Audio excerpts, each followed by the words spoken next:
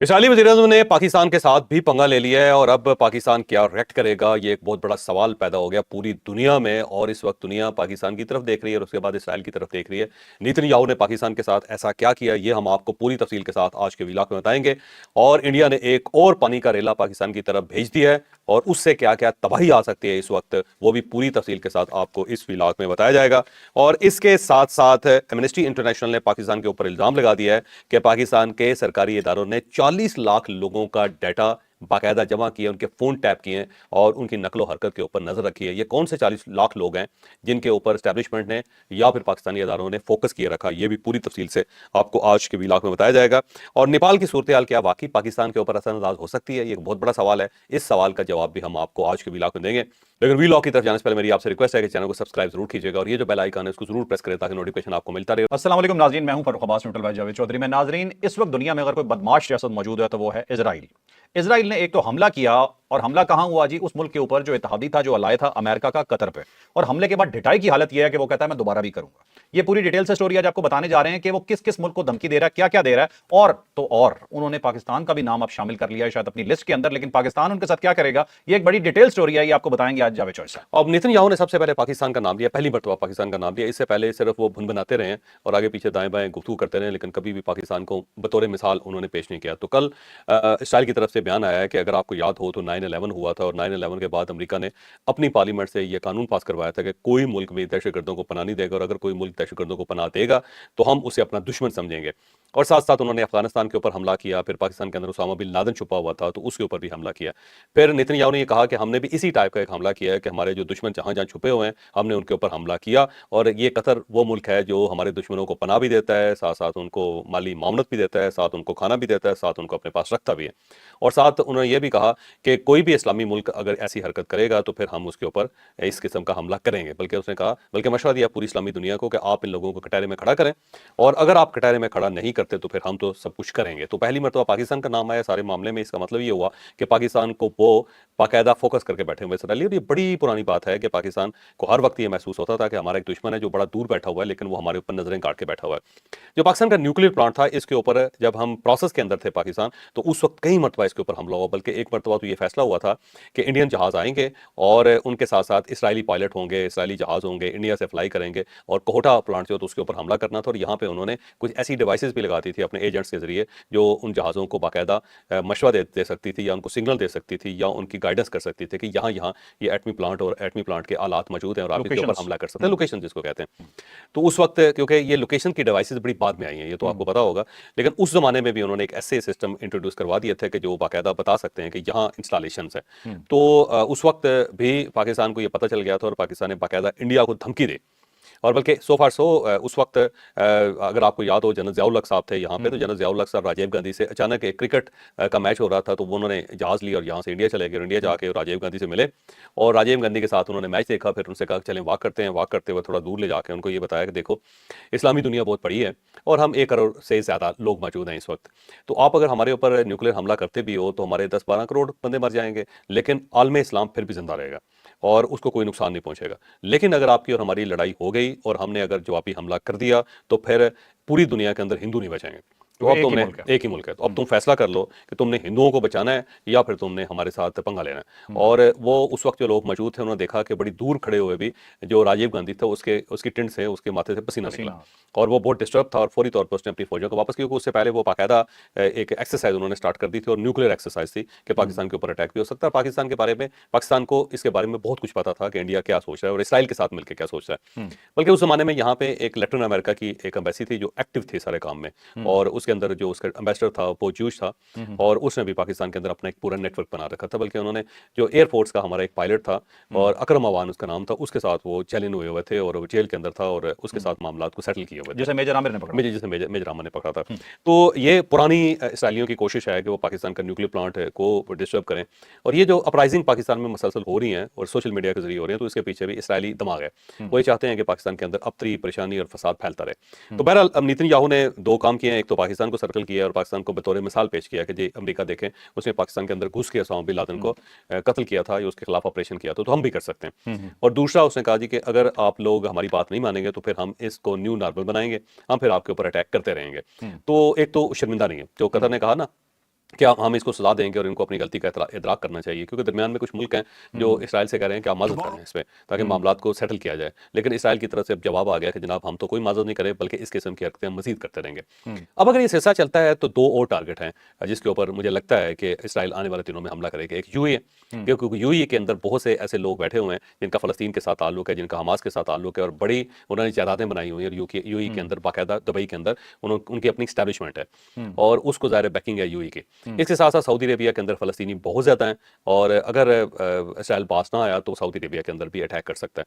तो मुझे लगता है कि अरब दुनिया अब इकट्ठी होगी और वो सोचेगी कि इसका कोई ना कोई तदारक होना चाहिए, क्योंकि इन सबका ख्याल ये था कि अगर अमेरिका हमारे साथ है तो हर किस्म के हमले से हमें बचाएगा। ठीक है। लेकिन ये जो कतर के ऊपर हमला हुआ, इसने अरबों की जो कॉन्फिडेंस था उसको शेक करके रख दिया। सबको पता चल गया कि अमेरिका हमारे साथ नहीं है, अमेरिका हमारे मुखालिफ है। और अगर इसराइल किसी जगह पे हमारे ऊपर हमला करेगा तो अमेरिकन उनको रोकेंगे नहीं, ना हमें इंफॉर्मेशन देंगे कि आपके ऊपर हमला हो रहा है, क्योंकि ये हमला अमेरिकियों की रजामंदी के बगैर मुमकिन ही नहीं है, हो ही नहीं सकता। क्योंकि अगर ज़ाहिर है उनके यहाँ पे अड्डे मौजूद हैं और फिर इतना ज़बरदस्त किस्म का उनका वेपन यहाँ पे मौजूद है, वेपन का पूरी एक चेन है, तो उसके होते हुए इसराइल कैसे ये हरकत कर सकता है। और अमेरिकन को अगर ये पता नहीं चला इसका, तो फिर इसका मतलब ये है कि अमेरिकन टेक्नोलॉजी कंप्रोमाइज हो गई। सेंटकॉम का हेडक्वार्टर है, अल-अदीद की एयर अलग बेस है, उनकी अलग बहुत बड़ी फौज वहाँ पे बैठी हुई है। एक चीज़ मुझे सब यहाँ पे बता दीजिएगा जरा, एक मुल्क था जब पाक भारत जंग के दौरान उसने पाकिस्तान को वार्न किया था कि आप जवाब ना दें क्योंकि हम एक और गजा अफोर्ड नहीं कर सकते। ये बात सामने आई थी, ठीक है। ये कौन सा मुल्क था? अब ये अरब मुल्क थे, ये कतर था और यूएई थे, दोनों मुल्क थे जिन्होंने पाकिस्तान को बाज करने की कोशिश की थी। और ठीक है। उस वक्त उन्होंने कहा कि मामला को सेटल करें, और उस वक्त जो पाकिस्तान बड़ा हैरान हुआ कि जो हमारे बरादर इस्लामी मुल्क हैं उनको हमारे साथ ये सलूक नहीं करना चाहिए, तो उन्हें खुल के हमारे साथ खड़ा होना चाहिए जब था, आर्मी बल्कि चीफ का जवाब ये था कि हम आपके पास नहीं आएंगे, हम आपके पास तो नहीं यही आएंगे। मुल्क थे। ये मुल्क थे। अभी अपने आप को बचा लेंगे नहीं, गजा बनने मुझे से? नहीं लगता। और दूसरा उसके अंदर एक बड़ी दिलचस्प बात यह है कि जो इसराइल का इक्विपमेंट इंडिया आया था वो कतर के जरिए आया था। तो अच्छा। कतर के अंदर, हाँ जी, वो सारे ड्रोन जो हैं पाया कतर वाया दोहा इंडिया पहुंचे थे। और इस पे पाकिस्तान ने प्रोटेस्ट भी किया था कतर के साथ, और ये ओपन नहीं हुआ, लेकिन पाकिस्तान ने प्रोटेस्ट किया था कि आपका मुल्क, आपकी ज़मीन हमारे खिलाफ इस्तेमाल हुई। ये ड्रोन सारे के सारे वहाँ से रीरूट किए गए हैं, और वहाँ से इनके जो इंजीनियर्स हैं, जो इनको चलाने वाले जो इनके पायलट्स हैं, 150 पायलट्स भी कतर के जरिए इंडिया पहुंचा था। और इसके बावजूद पाकिस्तान सलामती कौंसिल का इजलास बुलवा रहा है और इजलास खुल बुला के रहे हैं, हिमायत कर रहा है कतर की। कतर की खुल के हमायत कर रहे हैं। और इस दौरान ईरान ने भी बहुत समझाया इन सब मुल्कों को कि आप हमारी सपोर्ट करें, क्योंकि अगर हम बचेंगे तो आप बचेंगे, और अगर हमारा इन्होंने भुरकस निकाल दिया या हमें कमजोर कर दिया तो अल्टीमेटली आपका डिफेंस कमजोर होगा। लेकिन ज़ाहिर है ये मुल्क तो हवा के घोड़े पे बैठे होते हैं, सबका ख्याल था कि अमेरिका हमारे साथ है और इसराइल हमारे साथ किसी किस्म की ज्यादती नहीं करेगा। लेकिन अब ये खुल के सामने आ गया, और ये मामला सिर्फ यहाँ तक नहीं रुक रहा है, जिस तरह यमन के ऊपर दोबारा उसने अटैक शुरू कर दिए हैं और बड़ी तबाही फैला रहा है। तो मुझे लगता है कि ये यहाँ तक मामला नहीं चलेगा। नेतन्याहू क्योंकि खुद अनपॉपुलर हो गया बहुत ज़्यादा इसराइल के अंदर, तो वो अपनी पॉपुलैरिटी गेन करने के लिए मोदी स्टाइल पे चला गया। जो मोदी ने महसूस ये किया कि मैं थोड़ा सा वीक हो गया, तो उसने पाकिस्तान के ऊपर हमला कर दिया। तो अब वो न्यू नॉर्मल की तरफ बढ़ रहा है, और ये एनेक्सिस है जिसके अंदर अमेरिका इनके साथ शामिल है। और ऐसा नहीं हो सकता कि डोनाल्ड ट्रंप शामिल ना हो के और उसके बगैर ये सारा कोई काम हो जाए। तो ये मुझे नहीं लगता। अब आने वाले साहब, दिनों में इसमें देखते हैं कि क्या सूरत निकलती है वैसे एक सूरत खतरनाक, और अरब खासे परेशान है इस बात पे। चौधरी साहब, अगर अरब उठ के चाइना और रशिया की तरफ चले गए अमेरिका की इन हरकतों की वजह से, ये इजराइल की अभी नहीं जाएंगे, हरकतों की वजह से, तो अभी नहीं जाएंगे। उसकी बुनियादी वजह यह है कि जो अरबों की इन्वेस्टमेंट है वो सारी वेस्ट के अंदर है। शांजलीजे की जो मैक्सिमम बिल्डिंग्स हैं, 90% बिल्डिंग्स हैं, वो अरबों की मलकियत है। इसके साथ साथ आप इंग्लैंड में चले जाएं तो इंग्लैंड में जो हाई प्राइस प्रॉपर्टीज हैं वो सारी की सारी अरबों की हैं। अमेरिका के अंदर इनकी बहुत ज़्यादा इन्वेस्टमेंट है, तो ये इन्वेस्टमेंट इनको रोक रही है कि हमने चाइना की तरफ नहीं जाना, क्योंकि अगर ये चाइना की तरफ चले गए तो इनकी सारी प्रॉपर्टी, इनके जो अकाउंट्स है वो सीज कर लेंगे अमेरिकन और यूरोपियन, तो इनको फाइनेंशियल लॉस बहुत ज़्यादा होगा। फिर दूसरा, जितना इक्विपमेंट अरबों के पास है वो सारे का सारा अमेरिकन है, वो चाइनीज़ नहीं है, और उसको रिप्लेस करना इतनी जल्दी मुमकिन नहीं होगा। तो सारे दस नहीं जाएंगे। दूसरा, उनको पता है कि अगर अमेरिका हमारे साथ है तो हमारी बातचीत चल रही है, जिस दिन हम साइड पे होंगे तो फौरी तौर पे एक अरब स्प्रिंग जो है इन मुल्कों के अंदर भी आ जाएगी। ठीक है। वहाँ पे भी आम आदमी बोलना शुरू कर देगा, और उसके बाद वही सलूक होगा जो कर्नल कजाफी के साथ हुआ था। ठीक है। तो ये अपने आप को बचाने के लिए अमेरिका के साथ लटके रहेंगे, लेकिन इस किस्म की बेइज्जती फिर इन्हें बार बार बर्दाश्त करनी पड़ेगी। तो पाकिस्तान जो इनको बता रहा था, समझा रहा था, मेरा ख्याल है अब शायद इनके अकल में वो बात आए, लेकिन लेट बहुत हो चुके हैं। तो इस वक्त आप देखो 3 मुल्क हैं जिन्होंने ना सिर्फ अपने आप को बचाया हुआ, बल्कि मुस्लिम उम्मा जो है उन सब की उम्मीदें, सबकी नजरें उन 3 मुल्कों की तरफ हैं। एक टर्की है, और टर्की जो है उसने अपने आप को साबित किया है कि वो दफाई लिहाज से बड़ा मजबूत मुल्क है। इक्विपमेंट भी डेवलप किया, जहाज भी डेवलप किए, और उसकी फौज भी बड़ी तगड़ी है। और दूसरा ईरान है, और ईरान ने जंग लड़के दिखाई, और बराबर लड़के दिखाई, जिस तरह एक मर्दानगी के साथ लड़ा जा सकता है। पिछले 40 साल से वो पाबंदियां भी बर्दाश्त कर रहा है, और बड़े मर्दाना वार बर्दाश्त कर रहा है। और पाकिस्तान के ऊपर जो जंग इम्पोज की गई थी वो ये जानने के लिए इम्पोज की गई थी कि पाकिस्तान के अंदर स्ट्रेंथ है या नहीं। उससे पहले माशी तौर पर पाकिस्तान को कमजोर किया गया था, सोशल मीडिया के जरिए इसको इखलाकी तौर पर भी बहुत ज्यादा कमजोर किया गया, लेकिन पाकिस्तान ने कमाल कर दिया। तो 3 मुल्क हैं जिसकी पूरी मुस्लिम वर्ल्ड जो है बाकायदा जिनकी तरफ देख रही है, और ये तीनों मुल्कों का सलामत रहना बहुत जरूरी है, इनकी अफवाज का सलामत रहना बहुत जरूरी है। क्योंकि अगर खुदा न खासा ये कमजोर हो गई तो उसके बाद जो पाकिस्तान के साथ होगा, जो टर्की के साथ होगा, जो ईरान के साथ होगा, और फिर उससे पहले जो अरबों के साथ होगा, दुनिया देखेगी वो। ठीक है चौधरी साहब, इस टॉपिक पे थोड़ा सा मतलब आपसे ज़्यादा आपका टाइम ले रहा हूँ। दो चीज़ें छोटी छोटी सी पूछना चाहता हूँ मजीद इस पे। क्या कतर जवाब देगा, जवाबी हमला नहीं, करेगा? नहीं करेगा, बिल्कुल नहीं करेगा, नहीं ठीक करेगा। है। क्या पाकिस्तान के साथ इसराइल पंगा लेगा? मुझे नहीं लगता पाकिस्तान के साथ लेगा, क्योंकि ठीक है, पाकिस्तान के अंदर जो स्पिरिट है वो बड़ी ज़बरदस्त किस्म की स्पिरिट है। मतलब वो और टेस्टर लगा के देख चुके हैं। देख चुके हैं, और ज़्यादा ज़्यादा वो ये कर सकता है कि इंडिया को सपोर्ट करके इंडिया के जरिए करे, और इंडिया के मामले में पाकिस्तानी बड़े तगड़े हैं। यहाँ पे किसी किस्म का ना कोई नस्ली फसाद होता है, ना कोई ग्रोही फसाद होता है इंडिया के मामले में, और ना ही यहाँ पे कोई फिरका वाराना इख्तलाफ होते हैं, ना ही यहाँ पे पोलिटिकल होते हैं। सारा सारा मुल्क इकट्ठा हो जाता है। तो इंडिया के मामले में सबको पता है कि ये यहाँ पे मार नहीं खाएंगे, और इसराइल ज़ाहिर डायरेक्ट हमला करने की कभी गलती नहीं करेगा। पाकिस्तान इस मामले में बहुत स्ट्रांग मुल्क है, ये बिल्कुल नहीं छोड़ेगा किसी। मतलब इसराइल फिर इंडिया को, मोदी को चपेट पड़वाएगा। हाँ, वो उस साइड से करेंगे जब भी करेंगे। ठीक है, चलते हैं जी नेक्स्ट टॉपिक पे। बहुत इंपॉर्टेंट टॉपिक है। सैलाब जारी है जी पाकिस्तान के अंदर।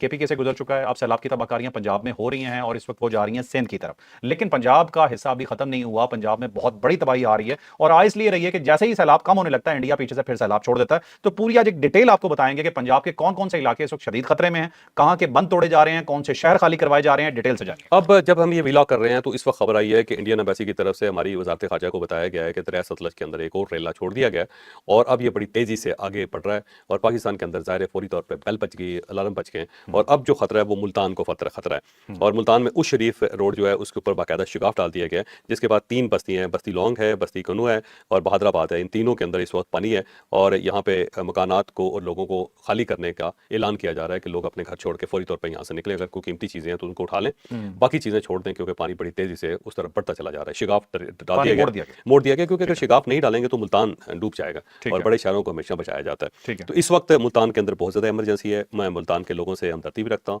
और मेरी उनसे दरख्वास्त है कि आप भी अगर कुछ अर्से के लिए दाएं बाएं हो सकते हैं तो अपनी ज़मीन जायदाद छोड़ें, कोई मसला नहीं है। अल्लाह ताला ने अगर ज़िंदगी दी तो सब चीज़ें बन जाएंगी, और वहाँ से निकलें और सेफ इलाके जो उनकी तरफ जाएँ, इस्लामाबाद आ जाएँ या नॉर्दर्न एरिया की तरफ चले जाएँ, केपी के अंदर चले जाएँ, वो अब थोड़े से बेहतर हैं। अल्लाह ने एक और बड़ा करम किया है कि मानसून खत्म हो गया, और जो 10वां स्पेल था वो भी गुजर गया, तो अब खुश्की की तरफ ही जाएगा। लेकिन इंडिया अगर इसकी टाइप की हरकतें करता रहा तो जाते जाते बहुत सारे शहरों का नुकसान हो जाएगा।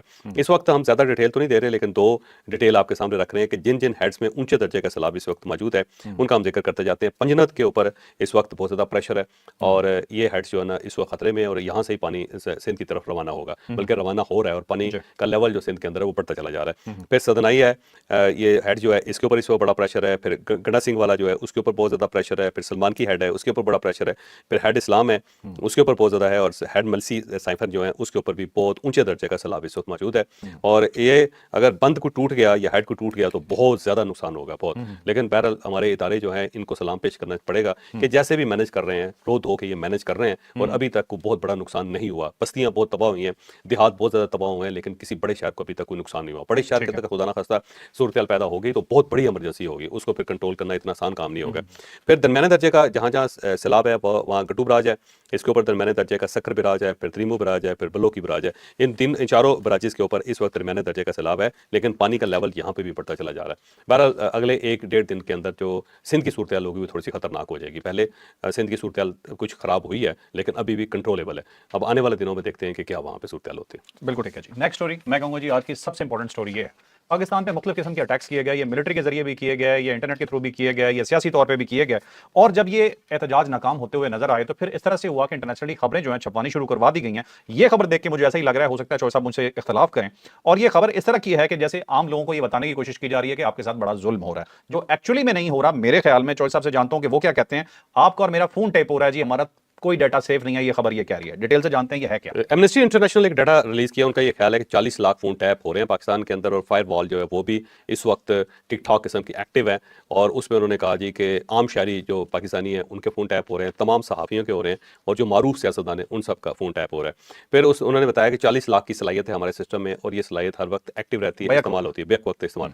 2 सिस्टम है पाकिस्तान के अंदर जो लगे हैं, फ़ोन टैपिंग का सिस्टम है, और साथ मैसेजिंग जो है उसको पढ़ने का एक सिस्टम है, और साथ साथ ये फायरवॉल जो है वो है, और फायरवॉल का नाम BMS2 है जो पाकिस्तान के पास सिस्टम है, और इस के जरिए भी 20 लाख से ज़्यादा जो सेशंस हैं उनको ब्लॉक किया जा सकता है। मतलब एक क्लिक के ऊपर 20 लाख लोग जो हैं वो ऑफ हो सकते हैं। और इसके साथ साथ ये भी बताया गया कि 6,50,000 अकाउंट्स हैं जिनको ब्लॉक कर दिया गया पाकिस्तान के अंदर, और 3 बड़े प्लेटफॉर्म है जिनके ऊपर पाबंदी पाकिस्तान के अंदर लगी हुई है और फिल्टर किए जा रहे हैं। यूट्यूब है, फेसबुक है और एक्स है, और इसके साथ साथ जो इंटरनेट है उसको स्लो कर दिया जाता है ताकि ये इस्तेमाल ना हो सके, और साथ साथ लोगों को ब्लॉक कर दिया जाता है। ये एमनेस्टी इंटरनेशनल ने बताया।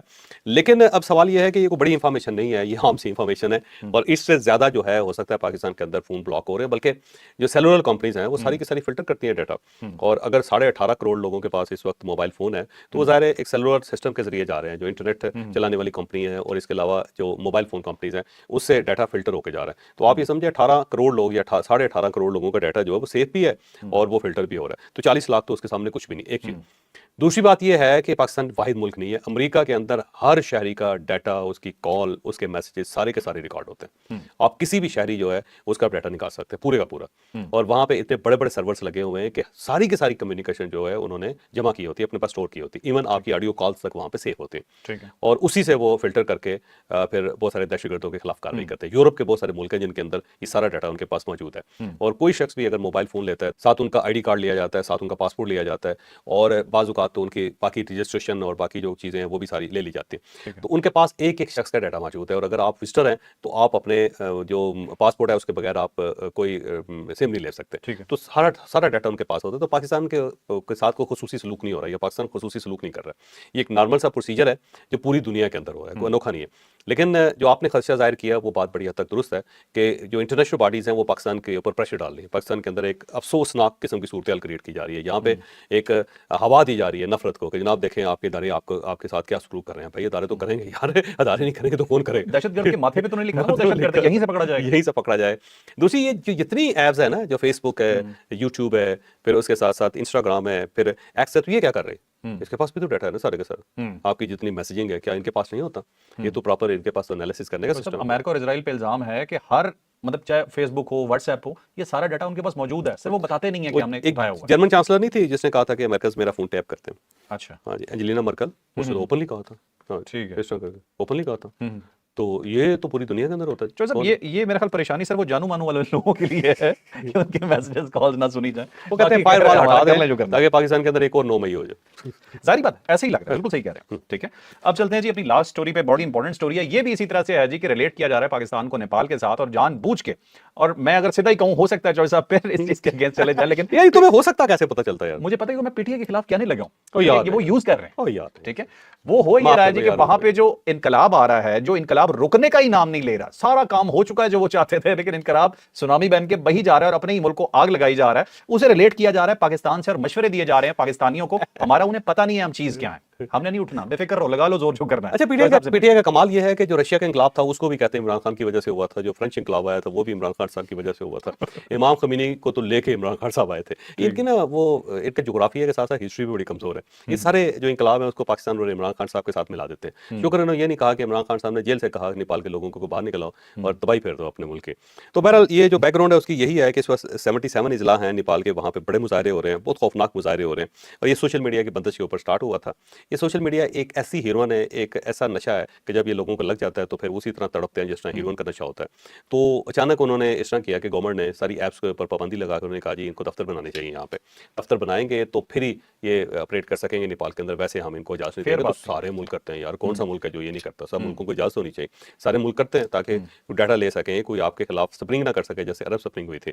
उसके बाद फिर मुजाहरे शुरू हो गए, मुजाहरे ऐसे खौफनाक शुरू हुए कि जेलें तोड़ दी गई, 13,500 कैदी निकल गए वहां से जेलों के अंदर से। पुलिस जेलों से हट गई और पुलिस वहां से हट गई और डर गई ना, डर गई। कुदरती बात है, जब माप सामने आता है तो पुलिस भी डर जाती है। 3 पुलिस वाले वहां पे मर गए हुए हैं, तकरीबन 20 लोग अब तक मारे गए हुए हैं। बहुत बड़ा एहतजाज है वहां पे। प्राइम मिनिस्टर केपी शर्मा ने इस्तीफा दे दिया और उसने जब इस्तीफा दे दिया तो राइट्स रुक जाने चाहिए थे, लेकिन राइट्स नहीं रोक रहे। फिर साथ साथ गवर्नमेंट ने सोशल मीडिया जो ऐप्स थी उन सबको बहाल कर दिया कि ले जी आपका ये मुतालबा था ना, ये हो गया हुआ, लेकिन इसके बावजूद भी मुजाहिरीन नहीं रोक रहे। फिर आर्मी चीफ ने बाकायदा माफी मांग ली अशोक रवाज ने, उसने लोगों से अपील किया कि भाई मुज़ाकरात करें, क्या मसला है, अपने मुल्क को क्यों नुकसान पहुंचा रहे हैं? लेकिन लोग बाज नहीं आ रहे, उन्होंने सियासतदानों के घरों पर हमले शुरू कर दिए, वहाँ पे आग लगी हुई है और इस आग को रिलेट किया जा रहा है पाकिस्तान के साथ। और पाकिस्तान तहरीक इंसाफ कह रही है कि आए आए पाकिस्तान के अंदर भी ऐसा इंकलाब आना चाहिए। भाई खुदा खौफ ही कर यार, इस वक्त जो इसराइल की सूरत हाल है, कतर की सूरत हाल है, जो दुनिया के अंदर सब कुछ हो रहा है, पाकिस्तान अफोर्ड ही नहीं कर सकता।